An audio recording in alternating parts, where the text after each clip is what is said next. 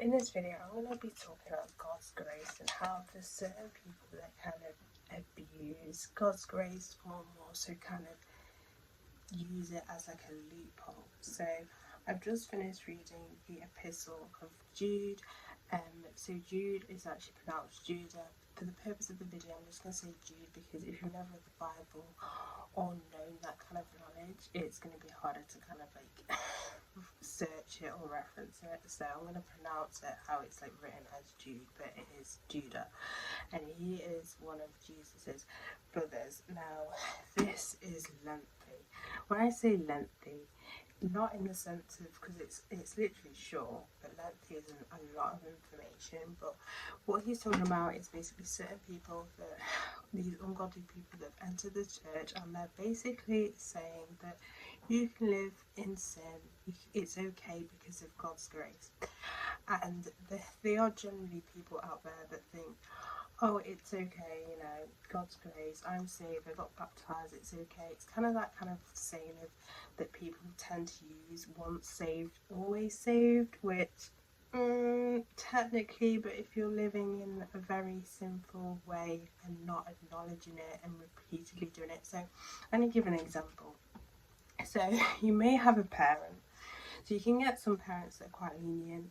I'm not getting into this is literally just an example where their child will continue to do the wrong thing.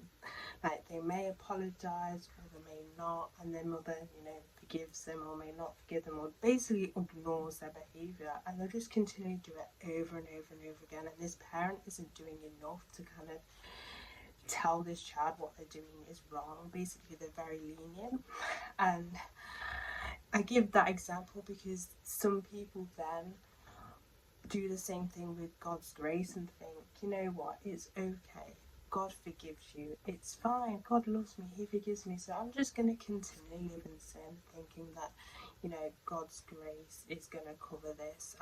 I'm not even trying to change my ways, I'm just going to continually live in sin because God loves me, he'll forgive me.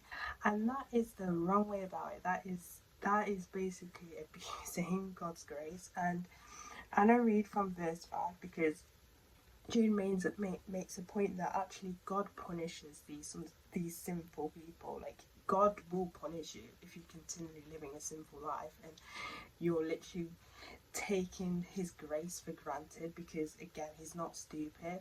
And you know, it's our job to tell people, actually, that's not how God's grace works. Yes, he forgives us when we do something wrong, when we ask for forgiveness, but we need to actually make that effort to change, not to be completely and utterly like just living in sin, unaware, and just living that lie that, oh, we're okay because God's grace covers that, actually. But actually you need to actually make an effort and live in a godly way. But this is from verse 5, and it says, but I want to remind you, though you once knew this, the Lord, having saved the people out of the land of Egypt, afterward destroyed those who did not believe, and the angels who did not keep their proper domain but left their own abode, he has reserved in everlasting chains under darkness for the judgment of the great day, as Sodom and Gomorrah and the cities around them in a similar manner to these,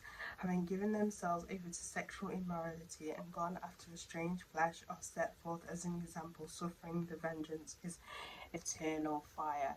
So it will get to the point where you will, you know, God will, if sometimes it may just be a wake-up call, and he'll just, you know, he'll send his punishment down to you because for whatever reason you're unaware, or it may end up being too late for you and you pass away and it comes to judgment, and yeah, you're going to find out that actually you abusing his grace isn't going to go down very well, and he's going to know you're basically just using him as an escape hole, and you're not going to go to the place where you think you're going to go to a place. So just remember that yes, God has amazing grace. God's grace is massive and he will forgive you, but that doesn't give you a loophole to do whatever you want. Like, to do whatever you want. Like, he knows that we will trip up. He knows when we trip up, and we're sorry about that. He knows when we're trying, but he also knows when you're literally just taking the mick and you're just using him as an scapegoat.